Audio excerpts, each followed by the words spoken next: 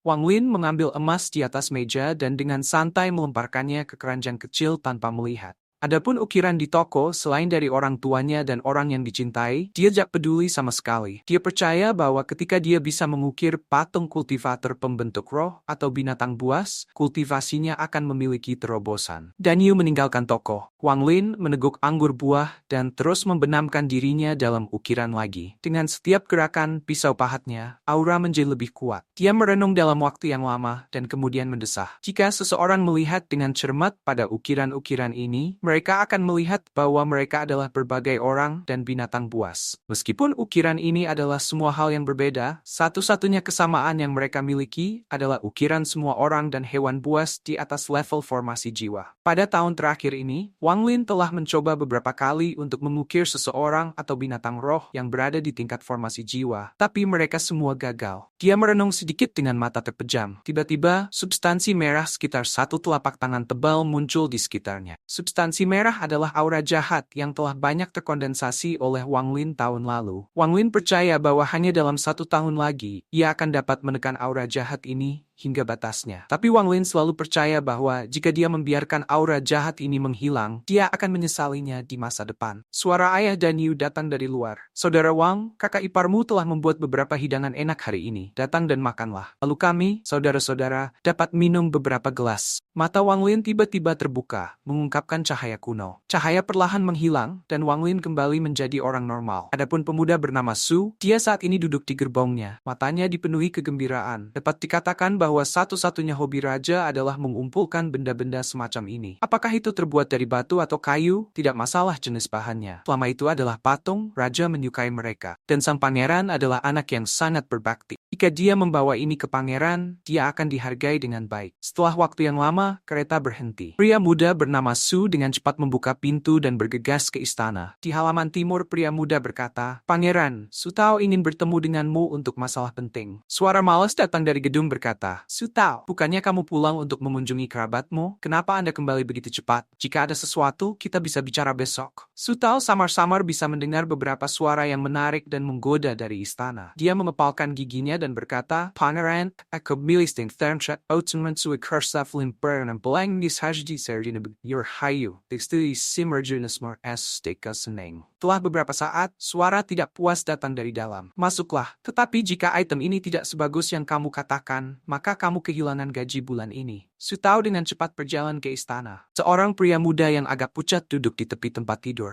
Su Tao meletakkan mantelnya di tanah, lalu dengan hati-hati membukanya, memperlihatkan ukiran naga di dalamnya. Saat pemuda itu melihat ukiran kayu, matanya tiba-tiba menjadi tajam. Dia berdiri dan dengan cepat berjalan ke ukiran kayu. Tepat ketika Su Tao hendak memperingatkan pemuda itu, dia tiba-tiba mendengar pemuda itu berteriak, "Bagus, Su Tao, Anda telah melakukan pelayanan yang hebat." Dengan itu, dia menampar tas yang tampak rusak yang tergantung di pinggang.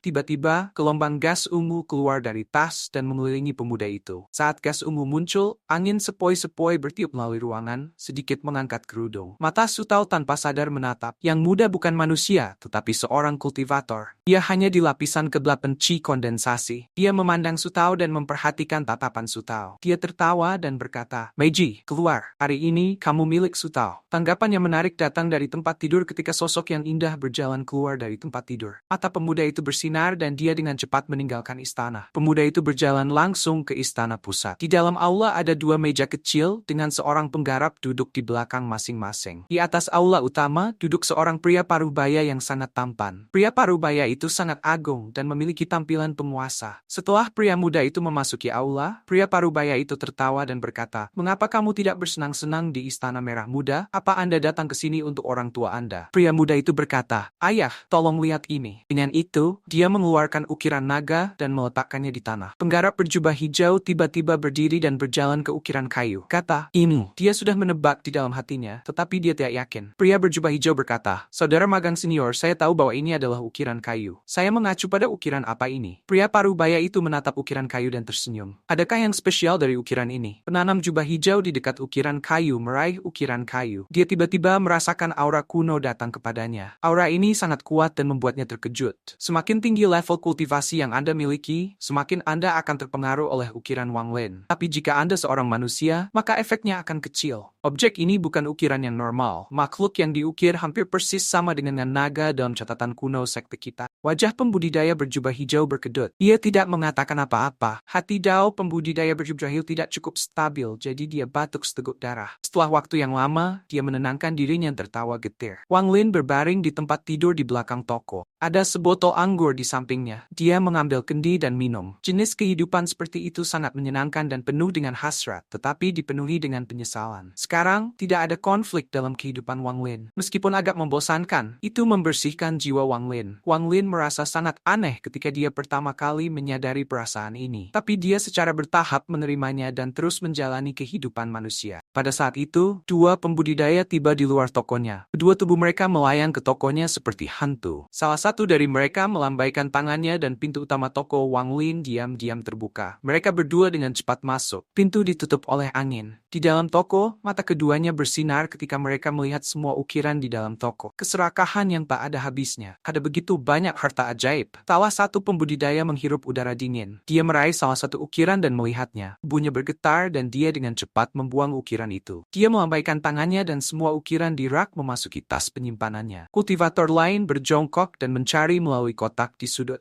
Kemudian dia berteriak sambil memegang ukiran yang tidak lengkap. Ekspresinya menjadi aneh ketika dia merasakan rasa manis di tenggorokannya dan mengeluarkan seteguk darah. Dia dengan cepat membuang ukiran di tangannya dan mundur seolah ukiran itu adalah binatang purba. Bahkan, tidak mengherankan dia tidak tahan dengan ukiran itu. Ini adalah ukiran Enam Desire Devil Lord yang tidak lengkap. Meskipun itu tidak lengkap, tekanan spiritual di dalam ukiran itu adalah seorang kultivator nascent soul tahap akhir. Untung dia cepat-cepat pergi dan tekanan spiritual ukiran tidak benar-benar terbangun. Wang Lin berjalan keluar dari ruang belakang meneguk anggur dan berkata, itu total 4,520 emas. Bayar. Ketika Wang Lin muncul, keduanya tiba-tiba berhenti dan menatap Wang Lin dengan ekspresi ngeri. Khususnya kultivator yang baru saja terluka oleh tekanan spiritual dalam ukiran. Di mata mereka, penampilan Wang Lin terlalu aneh. Makhluk fana di mata mereka muncul diam-diam di depan mereka. Seolah-olah sambaran petir baru saja mengenai mereka, menyebabkan mereka ketakutan. Mereka berdua saling memandang dan dengan hormat berkata, "Salam, Senior." Junior adalah murid dari White Cloud Sect. Junior telah kasar dan berharap Senior akan memaafkan kita. Wang Lin dengan jelas bertanya, apakah Anda memiliki bati melibul 20 keping emas? Mereka berdua saling memandang. Mereka tidak memiliki banyak emas yang digunakan oleh manusia saat ini. Wang Lin menyadari apa yang dipikirkan keduanya. Wang Lin mengambil tas penyimpanan mereka. Rasa hormat di mata kultivator menjadi lebih dalam saat sapuan itu menghapus indera ilahi dari tas. Kembali, ketika Anda datang lagi, bawalah cukup emas. Dengan itu, Wang Lin melambaikan tangannya dan tas yang dipegangnya terbang kembali ke penggarap. Mereka berdua didorong oleh kekuatan yang kuat ke pintu. Satu dorongan ini mendorong mereka lebih dari 10 km sebelum akhirnya stabil. Mata mereka menunjukkan kengerian dan kejutan yang tak terbayangkan. Dengan itu, mereka dengan cepat pergi. Dua pembudidaya ini adalah dua dari istana. Mereka berdua tidak tahu bahwa Wang Lin sudah meninggalkan akal ilahi pada mereka. Jika mereka memiliki pikiran jahat tentang Wang Lin, mereka akan segera dibunuh. Bahkan, jika mereka berdua tahu tentang Wang Lin, maka mereka akan merasa sangat beruntung. Jika itu adalah Wang Lin dari 1 tahun yang lalu, satu-satunya hasil dari situasi itu adalah kematian. Wang Lin duduk di dalam toko. Dia meneguk anggur dan menghela nafas. Aku belum membunuh siapapun dalam setahun. Dengan itu, dia berjalan kembali ke ruang belakang dan pergi tidur. Waktu berlalu dengan cepat dan 2 tahun berlalu. Dan Yu tumbuh semakin tinggi dan kokoh, dan semakin banyak tetangga yang pindah.